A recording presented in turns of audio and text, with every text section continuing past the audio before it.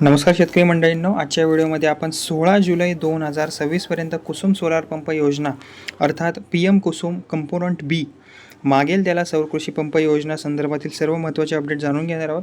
आजच्या अपडेटमध्ये जुलै महिन्यात विविध कंपन्यांना मिळालेल्या मोठ्या ऑर्डर्स, महाराष्ट्रातील सौर पंप स्थापनेची प्रगती, योजनेच्या महत्त्वाच्या अटी तसेच पुढील उद्दिष्टांची संपूर्ण माहिती आपण या व्हिडिओमध्ये पाहणार आहोत। त्यामुळे व्हिडिओ तुम्ही शेवटपर्यंत नक्की पहा। ओके, आता पहिली जी अपडेट आहे ती जर सांगायची झाली तर जुलै 2026मध्ये PM कुसुम कंपोनंट बी अंतर्गत महाराष्ट्रात सुमारे 39,000 सौर कृषी पंप बसवण्यासाठी विविध कंपन्यांना मोठ्या प्रमाणात ऑर्डर्स देण्यात आलेले आहेत आणि या सर्व ऑर्डरची जी किंमत आहे, एकूण किंमत आहे ती 914.32 कोटी इतकी आहे आणि यामुळे राज्यातील सौर सिंचन प्रकल्पाला आणखी वेग आता मिळणार आहे। ओके, आता कोणत्या कंपनीला किती ऑर्डर मिळालेले आहे ते सुद्धा आपण बघून घेऊयात। ओके, आता ओसवाल पंप्स याबद्दल जर सांगायचं झालं तर 4 जुलै 2026 रोजी ओसवाल पंप्स कंपनीला 10,000 सौर पंप बसवण्याचा ऑर्डर मिळालेला आहे आणि या ऑर्डरची एकूण किंमत 235.92 कोटी आहे। ओके, आता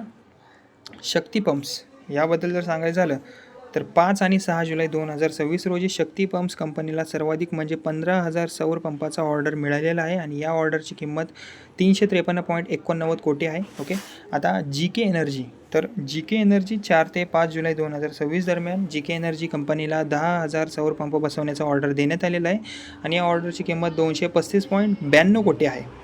ओके, आता जी नंतरची कंपनी आहे ती आहे क्रॉम्प्टन ग्रीव्ज तर 7 आणि 8 जुलै 2026 रोजी क्रॉम्प्टन ग्रीव्ज कंपनीला 3,000 अतिरिक्त सौर पंपाचा ऑर्डर मिळालेला आहे आणि या ऑर्डरची किंमत 64.99 कोटी आहे। ओके, आता या सगळ्या ऑर्डर्स आपण बघितलेल्या आहेत। ओके, आता योजनेच्या प्रमुख अटी कोणत्या आहेत ते सुद्धा आपण बघून घेऊयात। ओके, आता जवळजवळ आता या योजनेतील काही महत्त्वाच्या अटी आपण जाणून घेऊयात। आता या योजनेचे अधिकृत नाव आहे PM कुसुम कंपोनंट बी, ज्याला महाराष्ट्रात मागेल त्याला सौर कृषी पंप योजना म्हणून ओळखले जाते आणि या योजनेअंतर्गत 3 HP 5 HP आणि 7.5 HP क्षमतेचे सौर कृषी पंप बसवले जातात। आता जी ही स्थापना आहे किती दिवसात करावी लागणार आहे, ओके, त्याबद्दल सुद्धा आपण थोडंसं बघून घेऊया। ओके, तर ज्या कंपनीला NTP म्हणजेच काय, नोटीस टू प्रोसीड, ओके, किंवा वर्क ऑर्डर मिळेल त्या कंपनीला 60 दिवसांच्या आत सर्व पंपांची स्थापना पूर्ण करणे बंधनकारक आहे। ओके, आणि वॉरंटीबद्दल जर सांगायचं झालं तर या योजनेत बसवण्यात येणाऱ्या प्रत्येक सौर पंपावर 5 वर्षांची वॉरंटी दिली जाणार आहे। या कालावधीत दुरुस्ती आणि देखभालाची जबाबदारी संबंधित कंपनीची असणार आहे। ओके, तसेच रिमोट मॉनिटरिंग सिस्टम, ओके, त्याबद्दल जर सांगायचं झालं तर सरकारने आणखीन एक महत्त्वाची अट घातलेली आहे की प्रत्येक सौर पंपावर RMS म्हणजेच काय, रिमोट मॉनिटरिंग सिस्टम बसवणे अनिवार्य करण्यात आलेले आहे। यामुळे पंपाची कार्यस्थिती ऑनलाईन पद्धतीने सुद्धा तपासता येणार आहे। ओके, आणि तसेच महाराष्ट्रातील सौर पंप स्थापनेची जी प्रगती आहे ती सुद्धा आपण बघून घेऊया। ओके, आता महाराष्ट्राने सौर कृषी पंप बसवण्यामध्ये देशात प्रथम क्रमांक मिळवलेला आहे आणि ही आनंदाची बातमी म्हणता येईल। ओके, राज्यात आत्तापर्यंत सुमारे 7 लाख सौर कृषी पंपाची स्थापना जी आहे ती पूर्ण झालेली आहे।